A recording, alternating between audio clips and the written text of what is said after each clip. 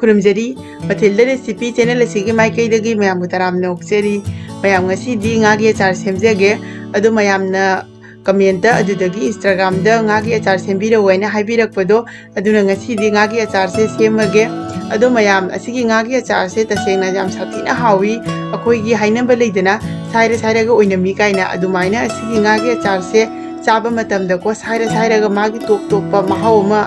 la iyaba aduna mayam video se hauna batawjerage mayam video se skip amta tawdana roiba paw mideng tabi आन बदा अचार सेमनबा nga sida leijare ado nga se aina nga hi uina laure nga hi se pankaj adudagi hilon haina su khangnei ko ado asi nga sina maru se khara watli aduna achar gi uina di maru wat pasina phai ado mayamna si nga se pamdraga su mai mai apam nga adum lobi ba yagani achar da hapna bagi damakta aina sida chanam khara soiraga thamle aduga sina chanam sing asubani aduga sina sing asoibani ba aduga sina kari patani nga gi achar da kari pata hapase yamna mahau lei मसीगी अचार सिदा हापकदबा मसाला दो सेमनबा मचल खरा इना सिदा लौजरे अदुदि सिदा दालचीनी लैरे अदुगा सिना जीरा से चामच अमा लौरे अदुगा सिना गोलमोरिस हाइदि गुरुमुसी अदुदगी सिदा एलाइसी लैरे अदुगा असिना सोमनी अदुगा सिना मेथीनी मेथी से यामना दिलौबिगनु मेथी याम लगदी अचार दो खानीबा अदुगा सिना हंगामरू से चामच अमा लौबिरे अदुगा सिना फदिगो मरुनी फदिगो मरु सिसु चामच अमा लौबिरे मया मसला सिंगी मिंगसे अमुगना आई डिस्क्रिप्शन दसु इजेरमगे हौजी ख्वाई अहानबदा nga sida yangang hana hapirani yangang se चामच अमा hapirani aina semi ba nga se kg makhai ama neba thum khajik tang amaga hapirani ado akoina nga thongma matamda yangang thumga tolaga nga tawbudo adune ba sem adumaina dum yangang thumga totpani hौजी gasi phajana to sanbirani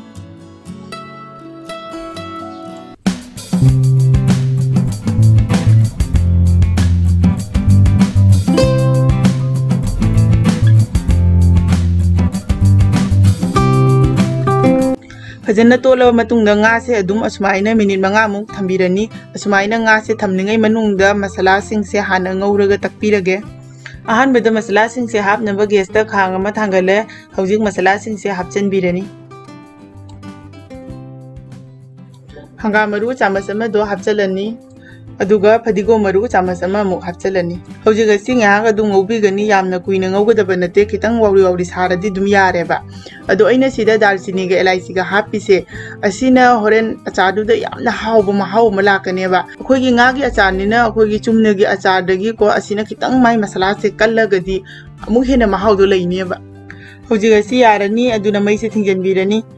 masala se sida leire ado yamna kupna takadaba nate kitang pawrap tawna takpigani masala se takba loire ado asmaina kitang pawrap tawna takpigani manam su yamna nungsi mayam sema matamda dum khangani हौजी ngau bagi damakta gas ta khang ama thangale khang se hana phajana sahalani aduga thau hapirani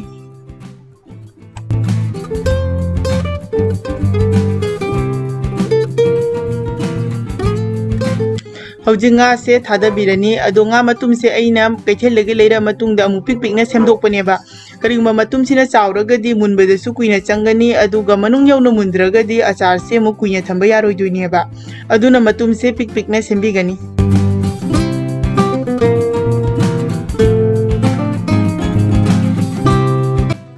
mayam nga se ngauba matamda phajana manung yauna munna ba kem lawbugi changdo adu phawbu ngaubigani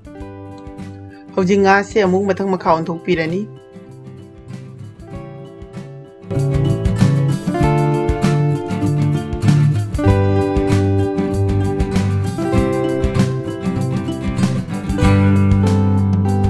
हौजी nga se yarani phajana sukiyeme aduna lokthokpirani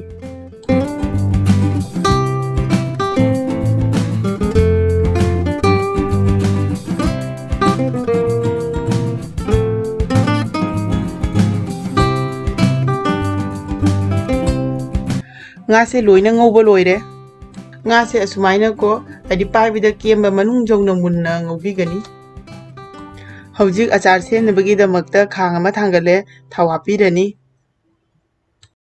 ahan bada muro akang bakara thau sida tawthokpirani ba aigidi achar ayam bada ko morok se ngauthoga oina dum hapi sina mahau lebe helena morok se hapchan birani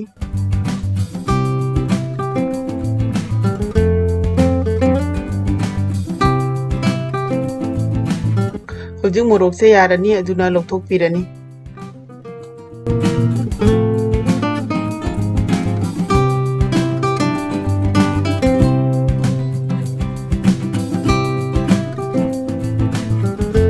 ꯍꯧꯖꯤꯛ ꯑꯁꯤꯗ ꯑꯃꯨꯛ ꯉꯁꯥꯏꯒꯤ ꯆꯅꯝ ꯑꯁꯣꯏꯕ ꯑꯗꯩ ꯁꯤꯡ ꯑꯁꯣꯏꯕꯅ ꯆꯤꯡꯕꯗꯣ ꯑꯁꯤ ꯍꯥꯞꯆꯤꯜꯂꯅꯤ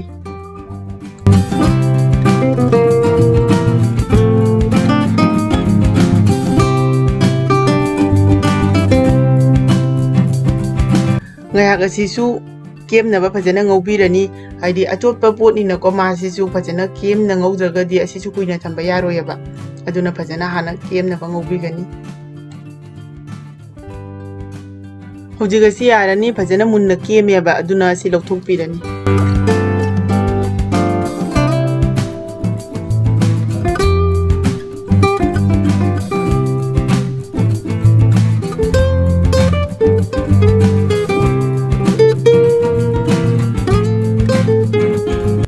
View chanam sing se sumaina magi munbagi chang se oigadaba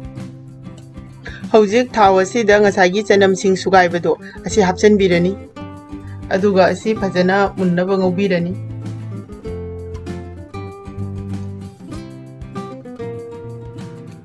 asida hojik kari pata hapirani kari pata hapasina ko manam su yam nuksini aduga mahau su leigani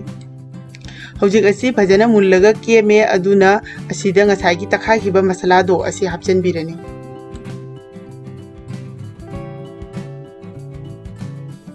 asida achar se machu phajana ba kashmiri lal mirch se chamas ani ka khapirani asi machu gi damaktani haptraga su yagani hojik asi phajana mix tawbirani phajana mix ro matungda ngasagi ngogduna thamgiba morok to phajana noikhaibire asi hapchalani asigi matungda amuk phajana mix tawbirani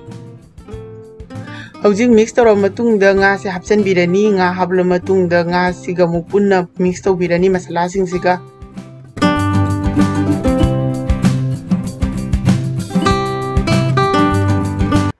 hojik asida ngasagi chanam sing ngauthoktuna thambado asi hapchanbirani adu mayamna khangbigadaba amana achar se semba hek haubadagina loiba phau mai se lopleda thambigani karingba kaaba taragadi khagani ba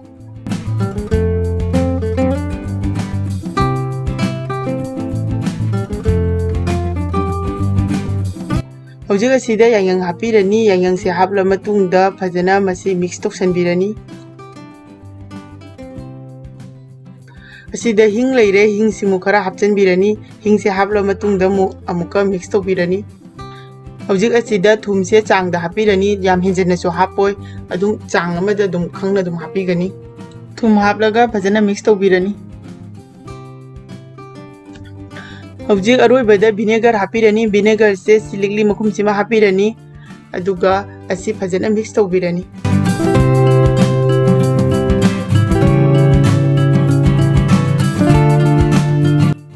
mayam ngasi gi achar se semba loire hojik asi phajana inghalani aduga daba amada hanjanbirani achar se phajana inge aduna ina sida achar hapnaba ma laure asida achar se hapchanbirani